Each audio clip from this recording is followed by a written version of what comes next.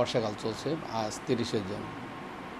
গত 24 ঘন্টা আমরা যে বৃষ্টিপাত রেকর্ড করেছি, সর্বোচ্চ বৃষ্টিপাত রেকর্ড করা হয়েছে রংপুর বিভাগের তেঁতুলিয়াতে 182 মিলিমিটার, আর ফেনীতে আমরা এর পরবর্তীতে 118 মিলিমিটার বৃষ্টিপাত রেকর্ড করেছি ফেনীতে, আর কক্সবাজার 102 মিলিমিটার বৃষ্টিপাত রেকর্ড করেছি। অতি ভারী বৃষ্টিপাত রেকর্ড করা হয়েছে। তাছাড়া সন্দ্বীপে 70 মিলিমিটার, সীতাকুণ্ডতে 65 মিলিমিটার, ঢাকাতে আমরা গত 24 ঘন্টায় সকাল 6টা পর্যন্ত 35 মিলিমিটার বৃষ্টিপাত রেকর্ড করেছে। আর যেহেতু বাংলাদেশে মৌসুমি বায়ু এখন সক্রিয়, এই সক্রিয় মৌসুমি বায়ুর জন্য এই বৃষ্টিপাত হচ্ছে বাংলাদেশে। সারা দেশেই বৃষ্টিপাত হচ্ছে, কোথাও কোথাও থেমে থেমে বৃষ্টিপাত হচ্ছে, কোথাও কোথাও মুষলধারে, কোথাও কোথাও হালকা বৃষ্টি, কোথাও কোথাও ভারী বৃষ্টিপাত হচ্ছে।